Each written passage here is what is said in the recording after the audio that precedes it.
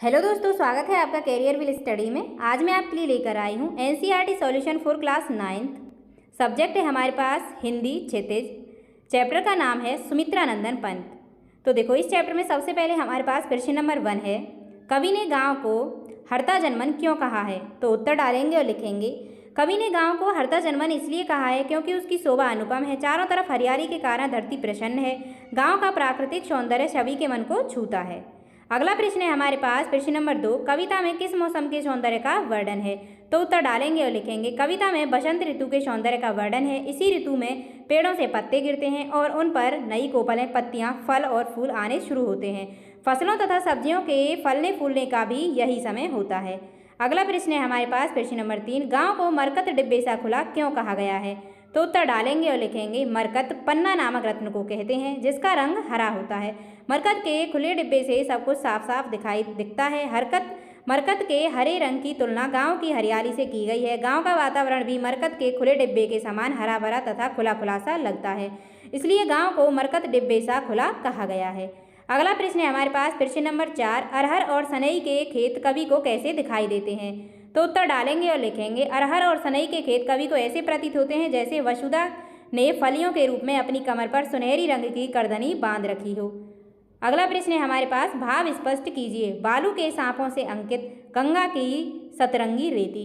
तो इसमें उत्तर डालेंगे और लिखेंगे, प्रस्तुत पंक्तियों में गंगा नदी के किनारे फैली रेत को सतरंगी कहा है। पानी के लहरों और हवा के कारण इस पर टेढ़ी मेढ़ी रेखाएं पड़ जाती हैं जो सूरज के प्रभाव से चमकने लगती हैं और सांपों के चलने से बने निशानों सी दिखती है।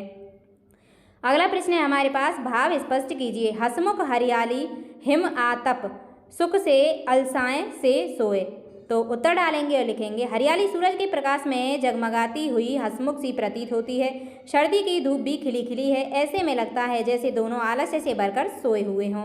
अगला प्रश्न है हमारे पास प्रश्न नंबर 6, निम्न पंक्तियों में कौन सा अलंकार है।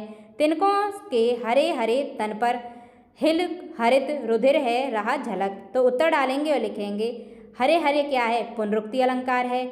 हिल हरित अनुप्रास अलंकार है और तिनकों के तन पर मानवीकरण अलंकार है। ठीक है।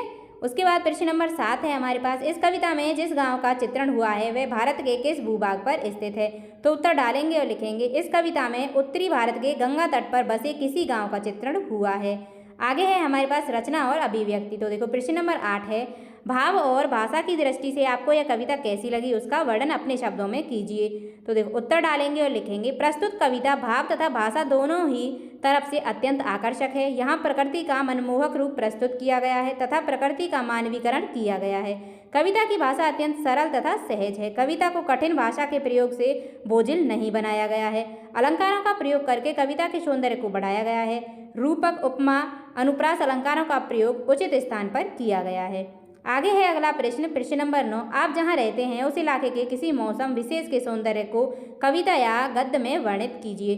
तो उत्तर डालेंगे और लिखेंगे, मेरे मुंबई शहर की बरसात उमस से राहत दिलाने वाली बरसात, खुशियों से सराबोर करवाने वाली बरसात, मेरे मुंबई शहर की बरसात, चाय की चुस्की और गर्म पकौड़ियाँ वाली बरसात, मरीन ड्राइव पर सागर की अटखेलियों वाली बरसात, मुझे मुंबई शहर की बरसात, कीचड़ से लथपथ वाली बरसात, सड़कों पर ट्रैफिक जाम वाली बरसात, मेरे मुंबई शहर की बरसात, आपाधापी और रेलम पेलम वाली बरसात, मजदूरों से रोजी छीनने वाली बरसात, मेरे मुंबई शहर की बरसात, ऑफिस स्कूलों से छुट्टियों की आस बढ़ाने वाली बरसात, मन अंतरात्मा को छूने वाली बरसात, मेरे मुंबई शहर की बरसात।